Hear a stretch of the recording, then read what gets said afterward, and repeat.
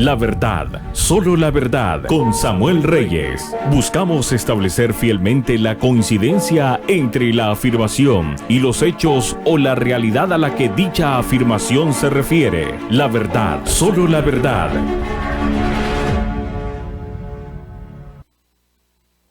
Qué bueno estar de nuevo con ustedes en su programa, La Verdad, solo la verdad, con Samuel Reyes. Tenemos en esta ocasión, como siempre, 3 temas. Vamos a estar hablando sobre los impuestos, cómo el tener bajos impuestos nos beneficia a todos, incluso al mismo gobierno.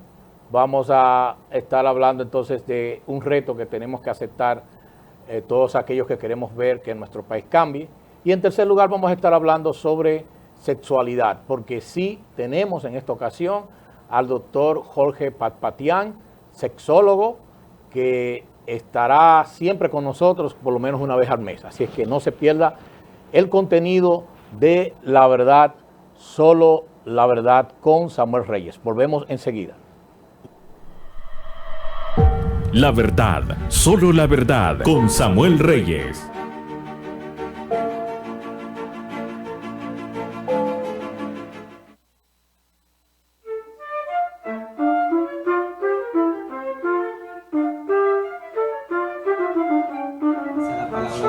Todo lo puedo en Cristo que me fortalece.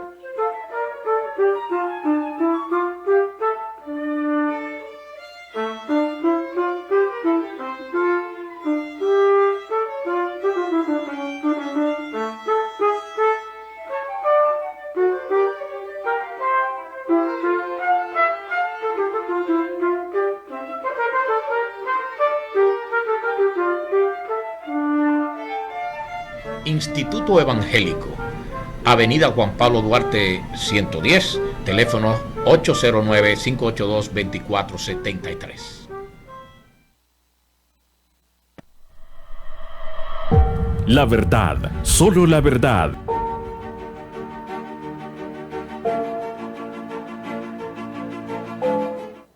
Veamos este chiste que Ronald Reagan dice.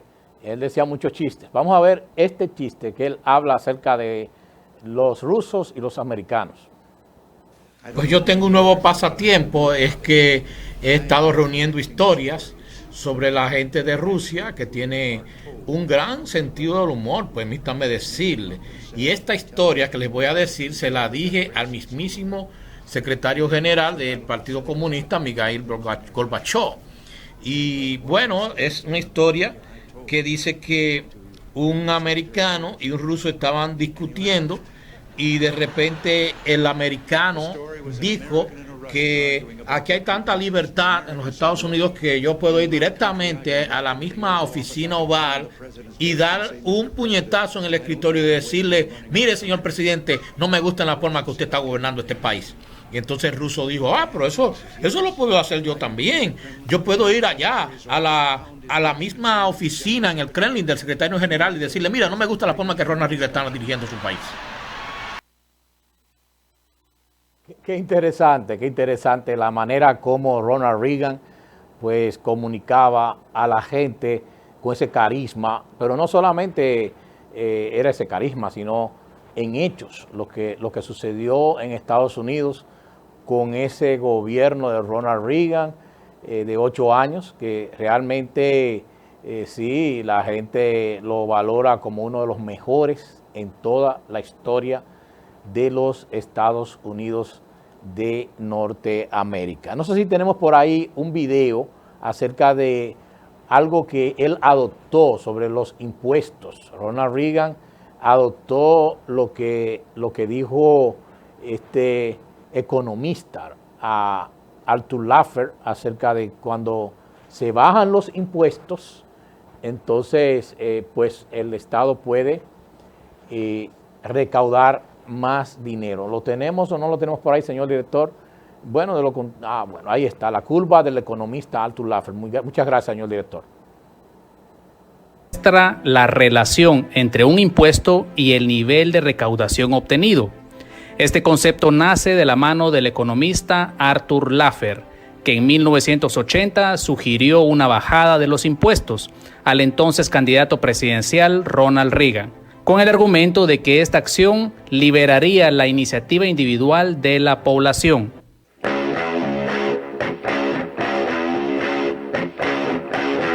La curva de Laffer parte del hecho de que cuando el tipo impositivo o tasa de impuesto es igual a cero, es decir, T es igual a 0%, la recaudación pública o ingresos fiscales pues también son igual a cero. Entonces, cero impuestos, cero ingresos para el Estado, ¿verdad? Ahora, cuando el tipo impositivo o tasa de impuesto es igual al 100%, es decir, T es igual al 100%, pareciera que el ingreso fiscal también debería ser del 100%, lo cual no es cierto. En este caso, si la tasa impositiva es del 100%, los ingresos fiscales serían de cero. ¿Por qué se debe eso? Bueno, porque si los impuestos absorben todos los recursos, no se producirá ninguna renta. Por ejemplo, si una persona que gana $500 al mes tuviera que pagar de impuestos el 100% sobre esa renta, es decir, los $500, nadie quisiera trabajar o generar ingresos si todo sería para el Estado.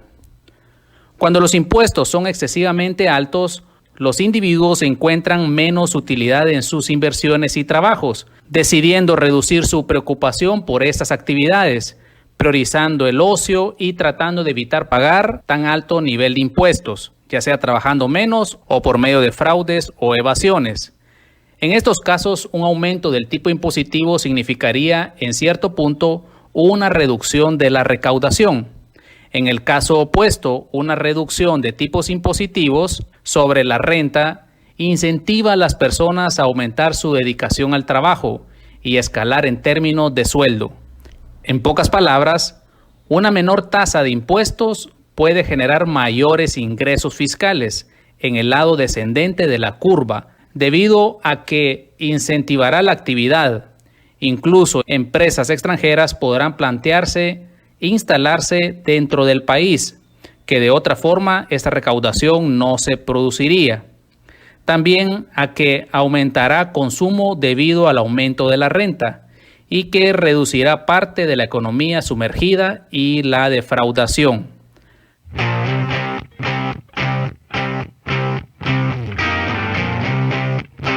Laffer establece a través de un teorema matemático que entre esos dos puntos extremos, una tasa de 0% y una tasa del 100%, que en ambas generan cero ingresos fiscales, existe un punto de máxima recaudación, el cual es el que se debe buscar. Veamos la curva. El modelo está representado por una curva en forma de U invertida, donde vemos que T representa el tipo impositivo o la tasa de impuestos, que está en el eje X o el eje horizontal. Y también vemos que el eje Y o el eje vertical está representado el nivel de ingresos fiscales del gobierno. Vemos que en la medida que se incrementa la tasa de impuesto, también se incrementa el nivel de ingresos fiscales, es decir, hay una relación directamente proporcional. Sin embargo, se llega a un punto de inflexión, donde si se sigue incrementando la tasa de impuestos, los ingresos fiscales empiezan a reducirse, es decir, que la relación cambia a inversamente proporcional. La clave es conocer o identificar ese punto de inflexión, lo cual no es fácil, de hecho es muy complicado. Hay una curva de Laffer para cada tipo de impuesto y para cada individuo, sin contar que las condiciones sociológicas varían de un país a otro, diferente productividad, eficacia del sistema de compulsión fiscal, resistencia social a la confiscación, etc. Muy bien. Entonces, ahí está explicado. Este video lo tomamos del canal de YouTube Yo Empresa, así que crédito para ellos. Y lo que tenemos que tener en claro es lo siguiente, que no funciona necesariamente con cualquier combinación de baja en los impuestos, sino que debe tenerse cuidado. Por ejemplo, una buena combinación de baja en los impuestos sería baja en los impuestos del ITEVIS y baja en los impuestos la rebaja en los impuestos de las empresas o sociedades. Esto fue lo que hizo Reagan y también lo hizo Donald Trump en el 2017. Entonces, resumiendo, podemos decir que cuando se bajan los impuestos, tomando en cuenta qué tipo de impuestos tenemos que bajar, cuando estos impuestos son bajos, esto incentiva a los negocios a invertir y a crecer, porque tienen más dinero para ese fin. En segundo lugar, hay más empleos y precios bajos, lo cual beneficia a la economía.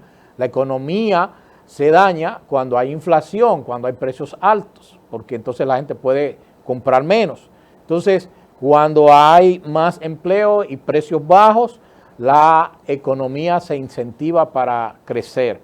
En tercer lugar, al crecer la economía, los negocios y los individuos obtienen mayores ingresos. Y como resultado de que los individuos ganan más, que tienen mayores ingresos, esa mayor cantidad de ingresos es gravada con una tasa más baja. Pero al consumir más bienes, la gente termina pagando más impuestos y el gobierno a su vez obtiene más ingresos. Eso es lo que tenemos que entender muy bien. Y ese es uno de los postulados que usted encuentra, porque es un principio en la palabra de Dios, en la Biblia. Usted va a encontrar eso, que la Biblia se opone a que los reyes, a los gobernantes, pues aumenten los impuestos. ¿Y cómo se dio eso en el tiempo de Reagan? Por ejemplo, en 1980, un año antes del recorte de impuestos, el ingreso federal, es decir, el ingreso del gobierno de Estados Unidos fue de 956 billones. Un billón es igual a 1 millón de millones de dólares, medidos en dólares del 1996. En el 81, Reagan hizo un recorte de impuestos y eso fue dando como resultado positivo de que para el 1985 el gobierno federal obtuvo más de 1 trillón, es decir, 1 millón de billones en ingresos. Y al fin del mandato de Reagan, en 1988, el ingreso del gobierno fue de 1.1 trillones de dólares, lo que quiere decir que eso funciona. Y algo que quiero dejar claro es que Ronald Reagan era un actor, pero él se preparó políticamente y fue uno de los presidentes, como ya dije, más aclamados, más populares hasta hoy en día de los Estados Unidos. Y una de las cosas que yo lamento es que el comentarista, comunicador, el fabuloso humorista, a quien conocí personalmente, Freddy Veras Goico, no se animó nunca a ser candidato por lo menos a presidente de la República. Si se hubiera él postulado, de seguro habría ganado. Yo hubiera dado mi voto cuantas veces él se postulara. Y yo creo que muchísima gente también. ¿Por qué?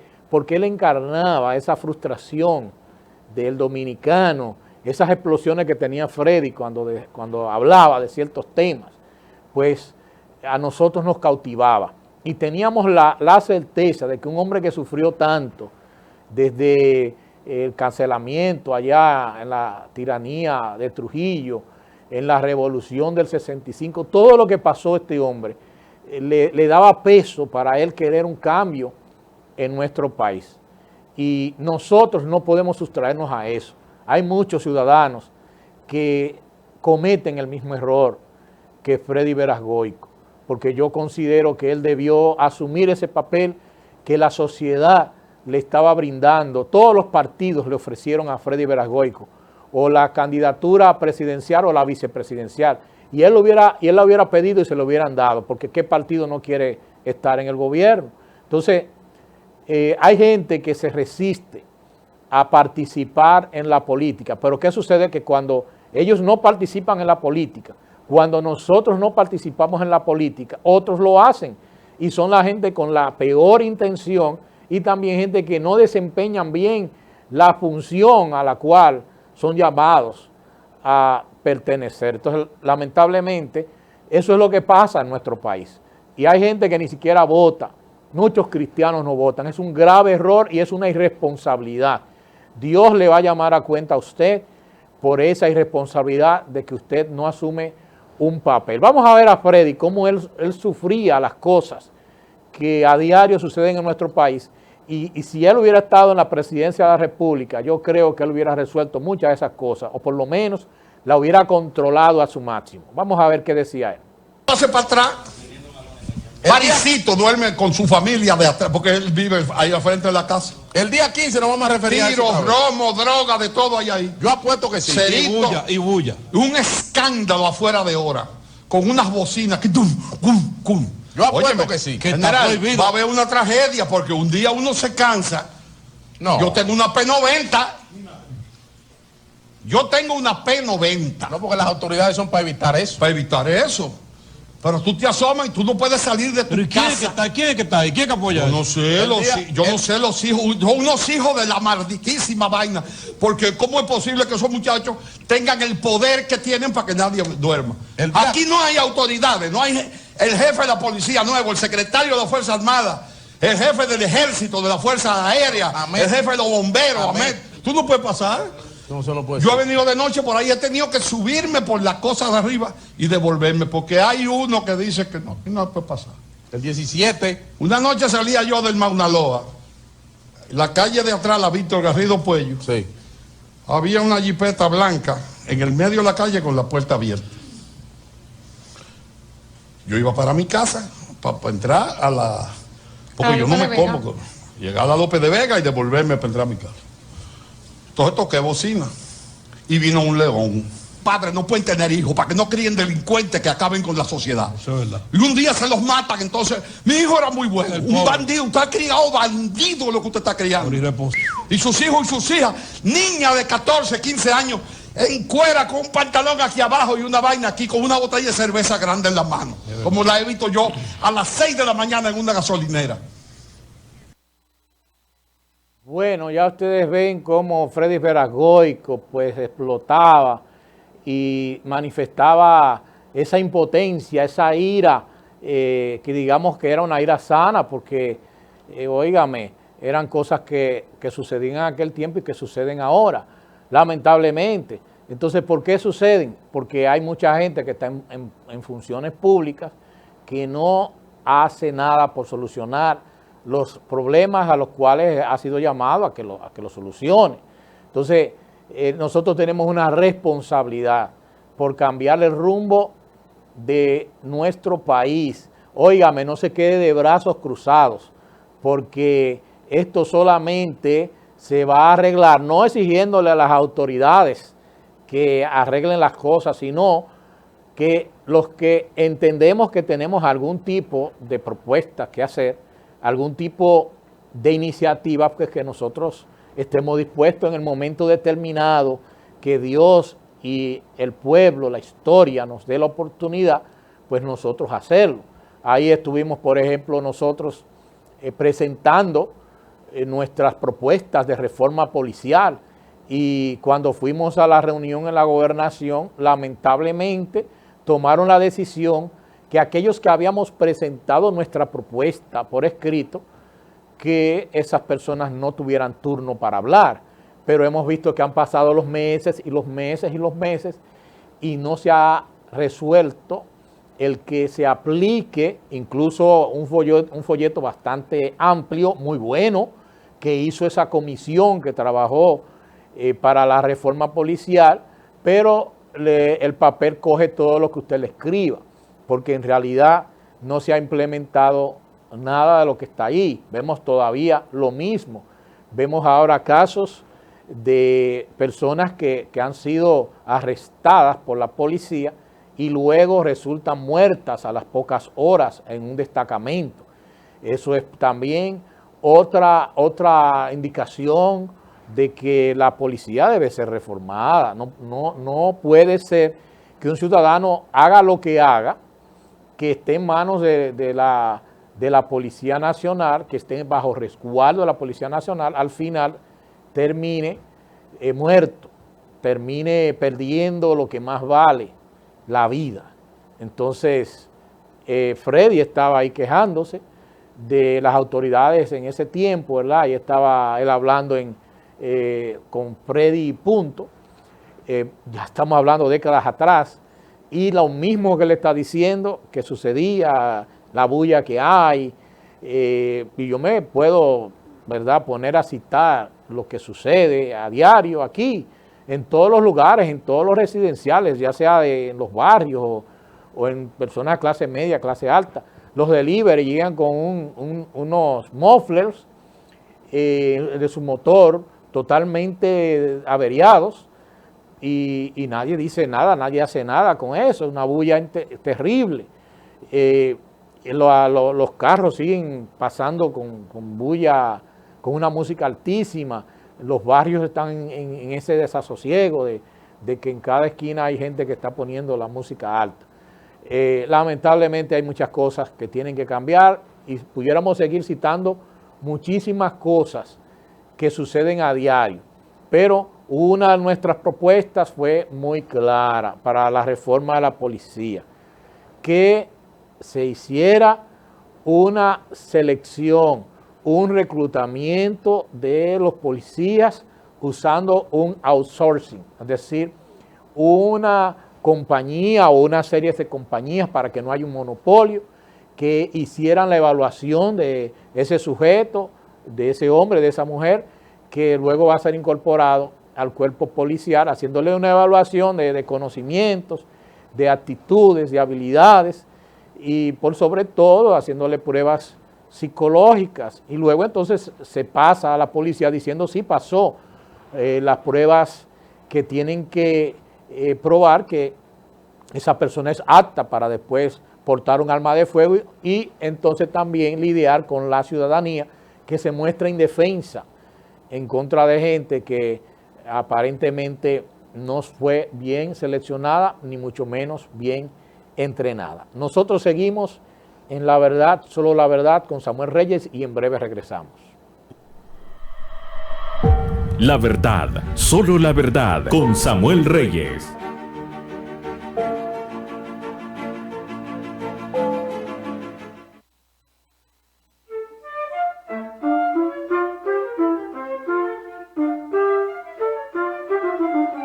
Dice la palabra de Dios, todo lo puedo en Cristo que me fortalece.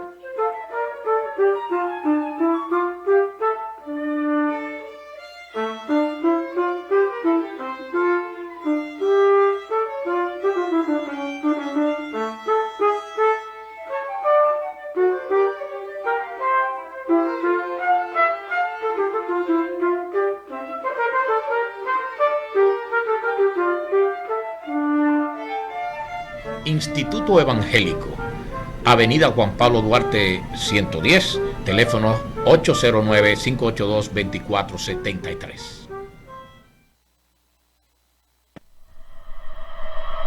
La Verdad, Solo la Verdad.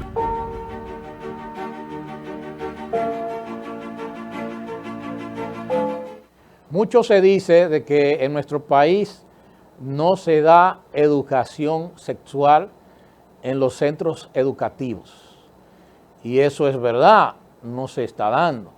Pero es por falta de algún material que se pueda utilizar con éxito, con ese fin. Bueno, la segunda pregunta, pues la respuesta es negativa. Claro que hay materiales que podemos utilizar para la educación sexual en los centros educativos.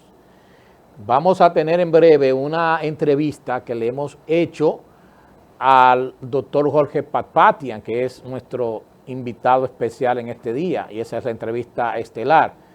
Pues tenemos aquí un material, se llama El sexo, las mentiras y la verdad. Miren, eso es en formato VHS. En el año 2000, 20 y pico de años atrás, oiga bien, la institución que hizo este material, que se llama Enfoque a la Familia, vuelvo y repito, cuyo principal ejecutivo en aquel tiempo era precisamente el asesor para asuntos de familia del presidente de los Estados Unidos, hasta que llegaron pues personas con este tipo de mentalidad progresista, liberal y etcétera. El doctor James Dobson le hizo una donación a nuestro país de 10,000 kits. Kits eran VHS como este, que yo guardo de recuerdo, y un libro para los maestros. Y junto a esto, pues en la librería usted podía encontrar este otro libro, que era el manual para los estudiantes. Pero el manual para los maestros, la persona que estaba instruyendo, pues con eso bastaba, no tenía que tener este. Pero este librito era mi manual auxiliar para yo impartir la conferencia. Entonces, quisiera decir que anduve el país entero, porque a mí se me comisionó la historia larga que no tengo tiempo para hacer, para yo dar entrenamiento, porque yo había tenido entrenamiento en Costa Rica con este material. Y fui a cada distrito escolar y di entrenamiento gratuitamente, porque eso hay que realzarlo. Yo lo hice gratuitamente. Apenas me daban para el transporte. Por eso yo lo hice con mucho amor, con mucha entrega. Entonces, ¿qué fue lo que pasó?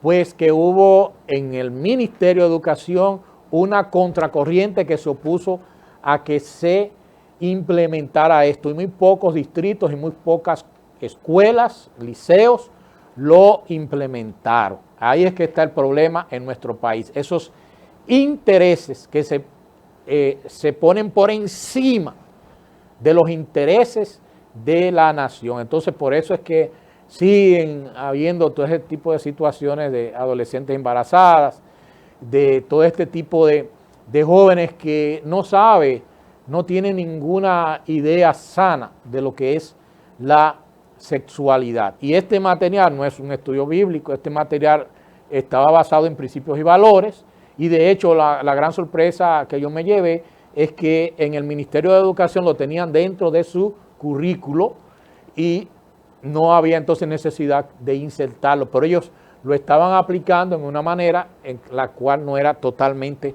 correcta. Y mi función fue ir por cada distrito a enseñar cómo se utiliza la metodología para el uso del sexo, las mentiras y la verdad. Luego me llamaron unos años después del Ministerio de Educación, porque ellos siguieron en contacto con Enfoque a la Familia, y me dijeron que querían saber si yo tenía conocimiento de este material, sin excusa. Y sí, yo tenía conocimiento, porque nunca me he parado de utilizar este material, ninguno de los dos, para dar charlas gratuitas en liceos públicos, colegios, iglesias, en campamentos, en donde me lo soliciten, sin excusas, que es una especie de actualización del sexo y las mentiras y la verdad. Entonces este ya no viene en VHS, obviamente, viene en DVD.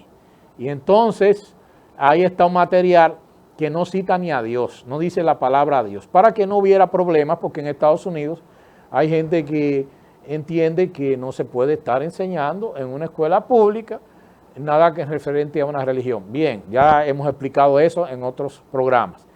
Pero esto entonces se toma como que no es efectivo, sin haberlo implementado, sin nunca haberlo usado. ¿Para qué?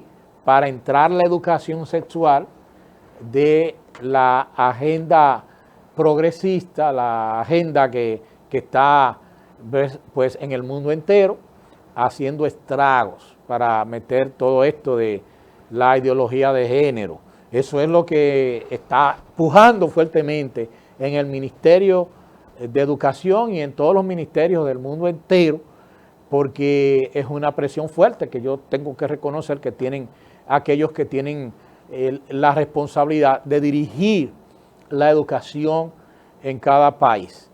Y entonces no se hace ni uno ni el otro, ni el uno ni el otro, cuando esto no tiene nada que se pueda refutar. ¿Por qué? Porque esto está basado, tanto el sexo, la mentira y la verdad, y sin excusa, en el fortalecimiento del carácter del joven, porque se tiene ya establecido muy claramente por estudios por los cuales se implementaron este tipo de materiales, que entonces la educación de fortalecimiento del carácter, saber decir no, es la mejor educación en cuanto a la educación sexual. Pero vamos a ver entonces finalmente la entrevista al doctor Jorge Papatián y nosotros nos veremos en el próximo sábado en una versión más de La Verdad, Solo la Verdad con Samuel Reyes.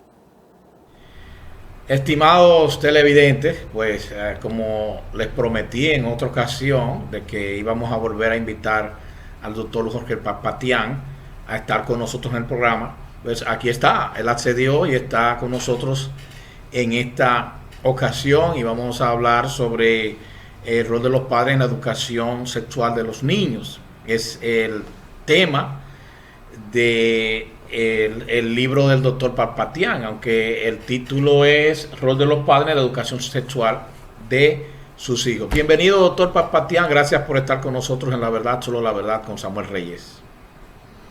Muchas gracias, es un privilegio para mí poder estar con usted en esta hora. Gracias por la invitación y por estar en contacto con su teleaudiencia. Un privilegio y una bendición para mí. Excelente. Bueno, sin más preámbulos, doctor Jorge Papatián, quisiéramos preguntarle cuál es la función de los padres y cuál es la función de la escuela en la educación sexual de nuestros hijos. Una pregunta que, mire, aunque parece sencilla, es muy importante que alguien como usted nos pudiera responder porque hay confusión. Sí, este es un tema especialmente trascendente para los padres. Tenemos que reconocer que los padres son los primeros responsables en conducir la sexualidad de sus hijos por un cauce adecuado. Me acuerdo siempre de una frase de Richard Foster, que él decía que la sexualidad es como un río caudaloso y profundo. Es bueno siempre que permanezca dentro del cauce apropiado, pero es destructor en el momento que desborda. Hoy lamentablemente tenemos una sexualidad desbordante, una sexualidad que está influenciada por teorías ideológicas que están predominando, especialmente en nuestra América Latina, porque están a manera de tsunami invadiendo los centros de estudio.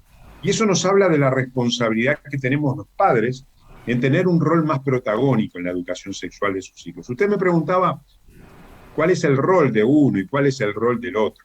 Bueno, yo quiero distinguir dos aspectos que para mí son netamente diferenciables. En primer lugar, una cosa es educar y otra cosa es enseñar. Y cuando nosotros hablamos de educar, estamos hablando de formar, estamos hablando de disciplinar, en el buen sentido de la palabra, no en el sentido de castigo, sino en el sentido de disciplina, de conducción, para que ese niño, que es el material humano más vulnerable de la especie humana, pueda crecer, desarrollarse a plenitud, y especialmente en los temas que tienen que ver con la sexualidad. Ahora, ¿qué puede hacer un centro de estudio? Un centro de estudio no educa, porque la educación también tiene que ver con los valores, tiene que ver con las ideas, tiene que ver acerca de lo que usted piensa que es malo o es bueno, y eso se lo transmite a las generaciones que nos van siguiendo. Pero ese es un rol de los padres. La enseñanza impartida a través de los centros de estudio puede tener un rol muy importante en enseñar, pero no en educar. ¿Y cómo se puede enseñar? Bueno, se puede enseñar anatomía, se puede enseñar fisiología, yo puedo aprender en algún momento cuáles son los órganos genitales, siempre haciendo referencia, porque estamos hablando en este caso a la sexualidad, a la reproducción, pero a la hora de enseñar, tenemos que ver que está la educación por encima, y esa educación forma parte del rol que tienen los padres en esa responsabilidad tan importante como es educar en materia de sexualidad. Excelente, doctor Jorge Papatián. Entonces, refiriéndonos a los padres de manera específica, ¿quién debe educar a quién sobre sexualidad? O sea, a la niña, ¿quién debe educar sobre sexualidad? Al niño, ¿a quién le corresponde? ¿A papá o a mamá? Bueno, yo creo que hay una responsabilidad, en primer lugar, hay una responsabilidad mutua. el protagonismo lo tienen que llevar los dos. Evidentemente que en una pareja, algunos podemos tener más facilidad que otros, podemos dejarle el rol a mamá, podemos dejar el rol a papá, pero se sobreentiende, ¿verdad? Por una cuestión nada más de sentido común.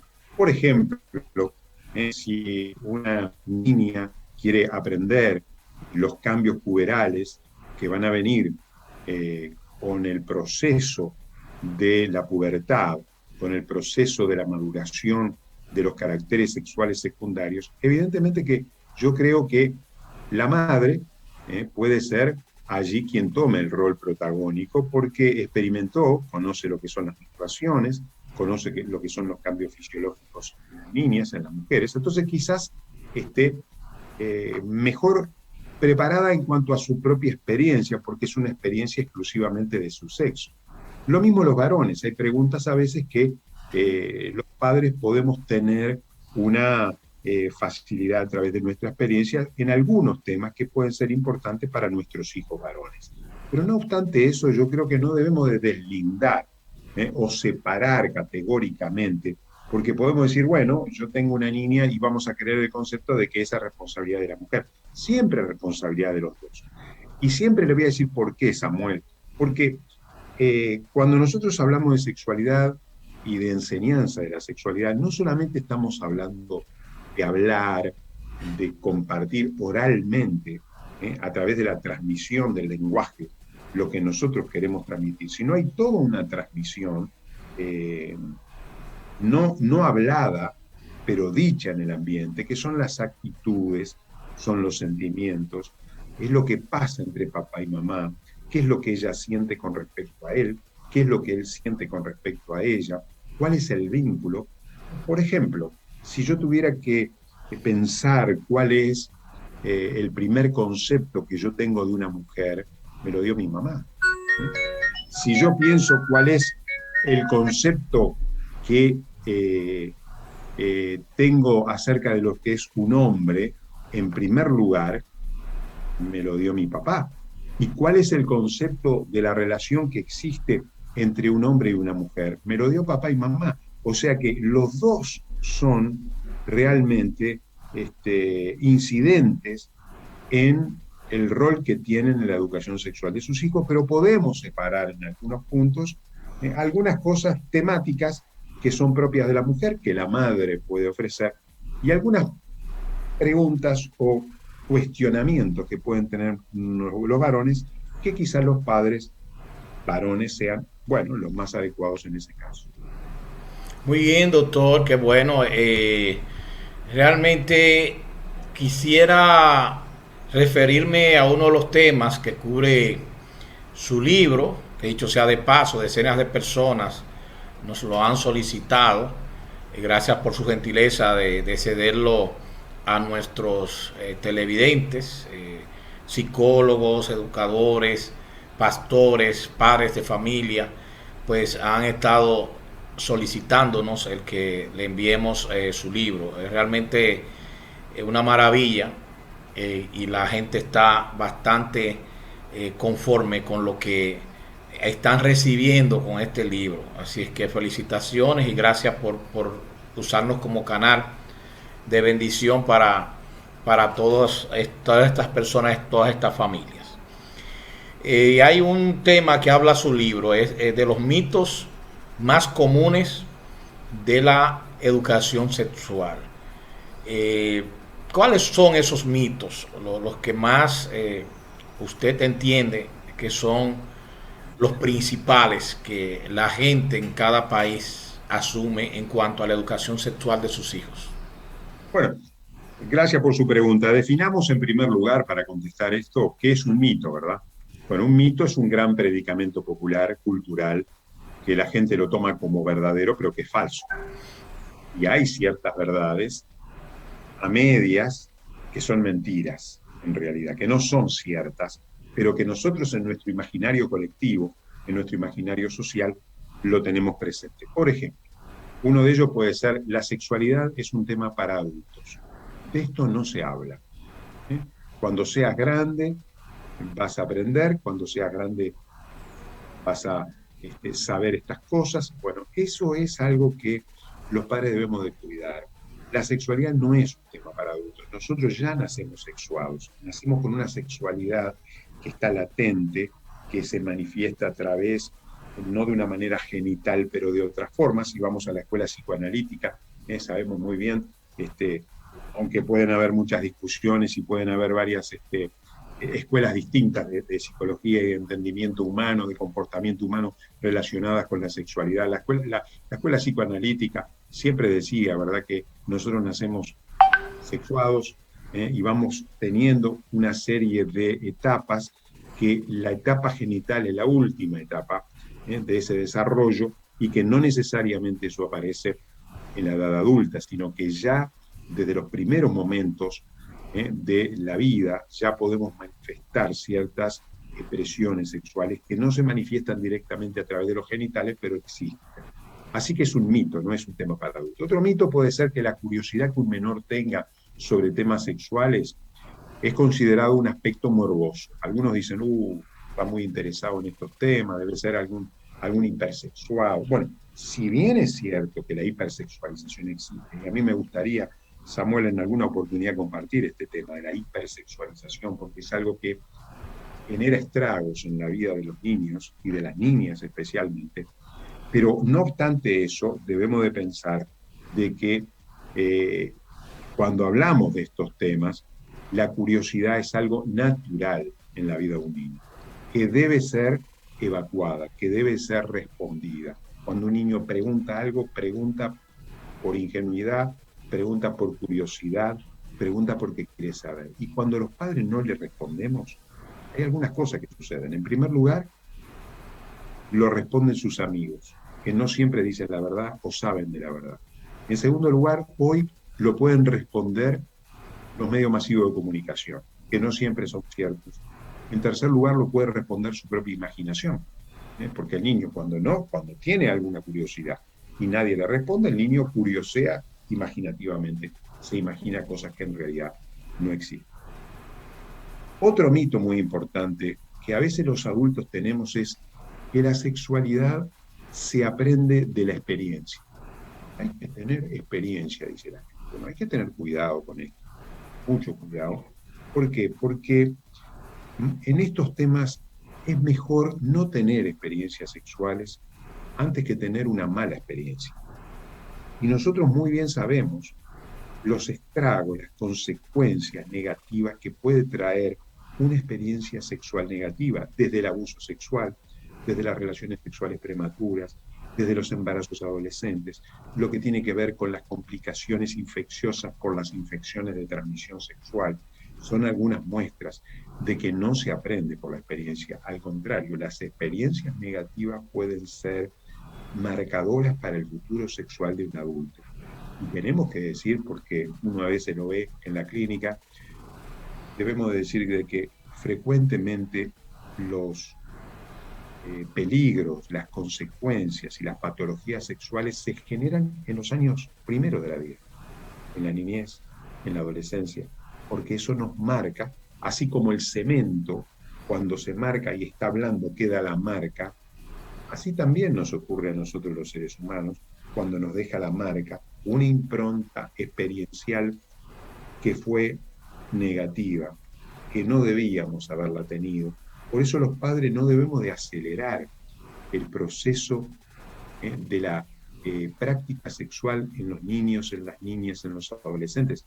Hoy no tanto, pero yo recuerdo hace varios años atrás que habían tíos, abuelos, preocupados, muy preocupados porque todavía el adolescente no había tenido una experiencia sexual. Entonces ellos decían, hay que llevarlo a un prostíbulo, hay que llevarlo con una prostituta para que aprenda, decía la gente, y para que tenga experiencia, porque ahora es un hombre, tiene que ser hombre sin tener relaciones sexuales. Y todavía algunos por allí decían, no sea cosa que sea un homosexual, que sea un gay. Bueno, todo eso son mitos totalmente equivocados. Y son equivocados porque es mejor no tener experiencias sexuales antes que tener una mala experiencia, esa es la verdad. Es mejor no tener experiencias sexuales antes que tener experiencias sexuales totalmente negativas. Y por último, digo otro mito, hay muchos más, pero déjeme decir uno más. Hablar de sexo a menores, mire lo que le voy a decir, este es otro mito. Hablar de sexualidad a menores estimula la actividad sexual. Eso no es verdad, es un mito. Porque muchos padres dicen, no, yo de este tema no le voy a hablar para que no despierte, para que no se despierte, no sea cosa que se le ocurra por ahí hacer algo que yo no quiero que haga. Bueno, eso no es verdad. En estudios serios de investigación se ha llegado a la conclusión de que los niños y adolescentes que reciben una educación sexual saludable retardan el inicio de las relaciones sexuales. Lo retardan. Si usted ve, por ejemplo, el inicio de las relaciones sexuales en los adolescentes, usted va a encontrar que cuanto menos información tienen, cuanto menos formación tienen, cuanto menos educación y enseñanza sexual tienen, más rápido comienzan su vida sexual y más complicaciones tienen, llámese embarazos en la adolescencia o llámese infecciones de transmisión sexual. Bueno, eso que usted dice de que el próximo tema puede ser la hipersexualización de los niños y los adolescentes, claro, ya es una promesa. Vamos a hablar de eso porque si Dios quiere. ¿Cómo no? sí, es lo que lamentablemente estamos viviendo en nuestra sociedad. Vamos a hablar de eso, así que está ya comprometido. Pero quisiéramos ahora, continuando con nuestro tema actual, preguntarles cuáles son las actitudes o errores que los padres cometen o que los padres deberían evitar para poder transmitir correctamente los conceptos sexuales, porque pueden tener la mejor intención, pueden estar tratando de educar a sus hijos en esa área, pero algún error deberían evitar para que no se les vaya de las manos esta temática. Sí, por supuesto que hay actitudes que pueden ser negativas en la vida de los padres. Por ejemplo, cuando reprimimos el tema. De esto no se habla. Aquí de esto no se habla. Eso es algo que lo debemos de superar como padres. En segundo lugar, cuando actuamos con falsedad, es decir, cuando no decimos la verdad, cuando mentimos, cuando engañamos, cuando decimos cosas como, por ejemplo, por lo menos aquí en el suramericano, no sé cómo será en República, aunque le cuento que tuve el privilegio de ir hace 2 meses a República Dominicana, en Santo Domingo. Estuvimos allí en un encuentro de actualización en sexología y fue muy interesante, en el Colegio Médico Dominicano, allí en la capital. Fue muy lindo, una experiencia muy linda. Es la segunda vez que estoy llegando a República Dominicana. Me quedaron las ganas de ir porque todavía hay cosas para hacer, Dios mediante, y bueno, en cualquier momento, si Dios así lo permite, trataremos de estar nuevamente. Pero allí decíamos, ¿verdad?, que hay actitudes que pueden ser falsas. Por ejemplo, acá, en el suramericano, le contaba que cuando una niña, le voy a contar un caso, si usted me permite, y tengo algún minuto más. Claro que sí, claro que sí. Una abuela recibe una pregunta de una nieta, una niña pequeña de 5 años, donde le dice: abuela, ¿de dónde vinimos nosotros al mundo? ¿Cómo nacimos? Cuando la abuela oye esto, ya no sabe qué decirle. Y como decíamos antes, por lo menos en mi país, decíamos, bueno, tu hermana mayor vino de la cigüeña, la del medio vino del repollo, dice, vos viniste de París. Bueno, empezó a decir esas cosas, ¿no? Cuando dijo esto, la niña, que no era boba, que no era, que era muy, muy sagaz y muy inteligente, dice, pero qué familia rara que somos nosotros, abuela. Dice, pero hija, dice la abuela, ¿no? Hija, dice, ¿y por qué decís eso? Dice, y sí, dice, en esta casa, abuela, nadie nació por parto normal. Así es. Bueno, la niña sabía. La niña ya algo sabía, ¿no? Algo sabía, pero no se le pueden mentir. Estas cosas no se le pueden mentir a los niños, porque, ¿sabe? Si usted y yo le mentimos a los niños y los padres que nos están escuchando, nos están mirando en este momento, le mienten a los padres, ¿sabe lo que hacemos? perdemos la confianza. Perdemos la confianza que tienen que tener en nosotros. Si mi hijo me pregunta, puede pasar cosas que yo no sepa, es lógico, yo no lo sé todo. Ninguno de nosotros lo sabe todo. Y yo puedo decir, bueno, mira, yo esta pregunta la voy a pensar y mañana te lo contesto. Quédate tranquilo, mañana estamos tranquilos al mediodía o de noche o de tardecita, vamos a responder. Pero no puedo demorar 3 meses, tengo que responderle. Y si yo no sé, tengo que buscar información, tengo que pedir ayuda, hablar con el maestro, con alguien que me ayude para poder evacuar esa pregunta, ¿verdad? Otra cosa que nosotros a veces equivocadamente podemos tener es cuando no somos naturales en responder. Siempre vamos por la tangente.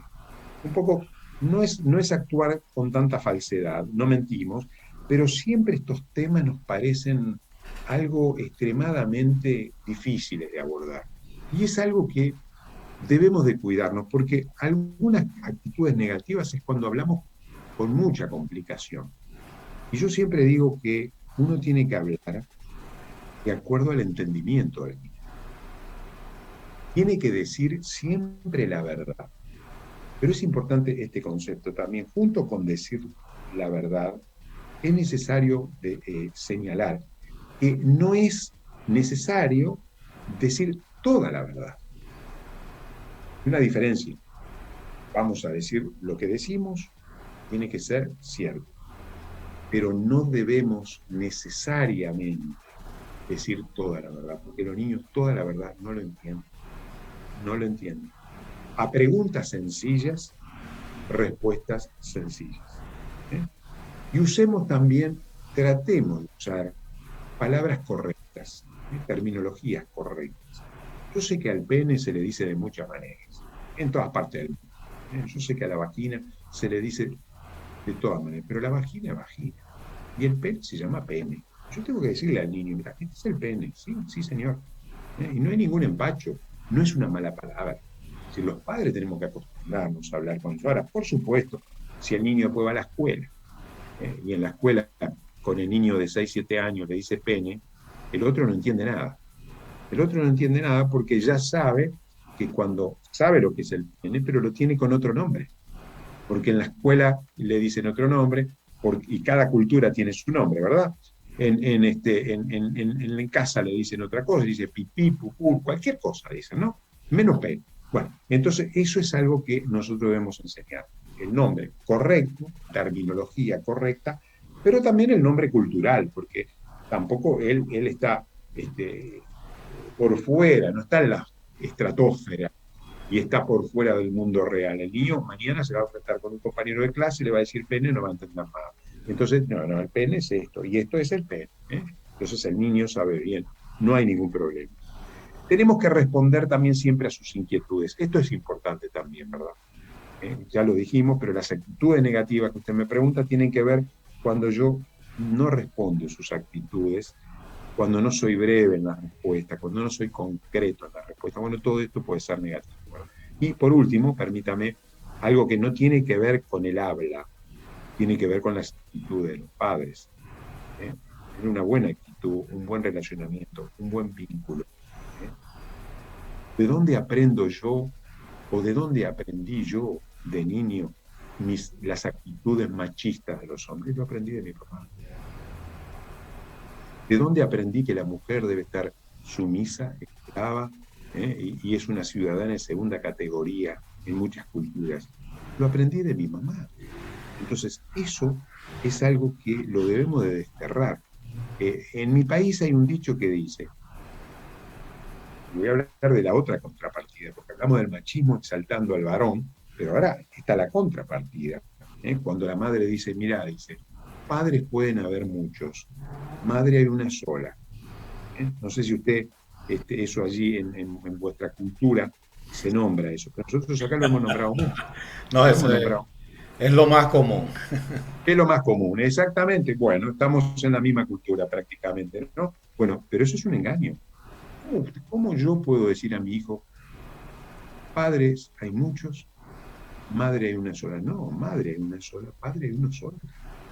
Entonces debemos reivindicar el derecho, la responsabilidad y el criterio que los dos valen, los dos tienen el mismo valor, los dos tienen la misma importancia, y tratar de quitarnos esas actitudes de desprecio, de que el hombre es así, la mujer es asá. Bueno, todas estas cosas son perjudiciales para la educación y el desarrollo del niño.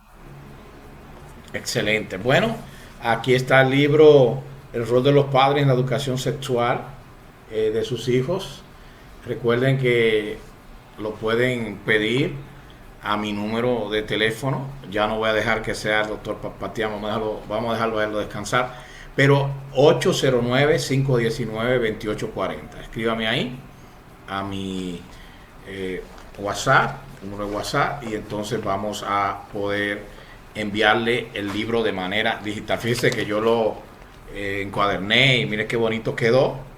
Sale por muy poco dinero, pero esto tiene un gran valor. Vamos a educar a los hijos, vamos a educarlos para que puedan resistir a todo este embate que hay por todos los medios.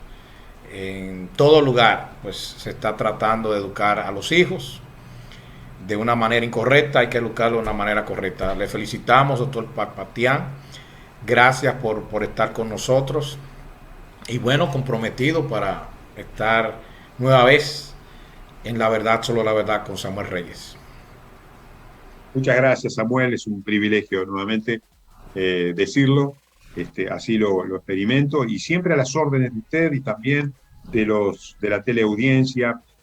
Yo tengo la oportunidad de dar este tipo de charlas también a través de Zoom, en escuelas, en iglesias, en colegios, en grupos de la comunidad, así que estamos disponibles para poder continuar con estos temas. Y por supuesto, si usted me invita, pronto estaremos nuevamente, Dios mío. Claro que sí, vamos a tenerlo aquí asiduamente, por lo menos una vez al mes, doctor, por favor. Eso se necesita mucho y este programa está para eso. Así que muchísimas gracias y hasta la próxima.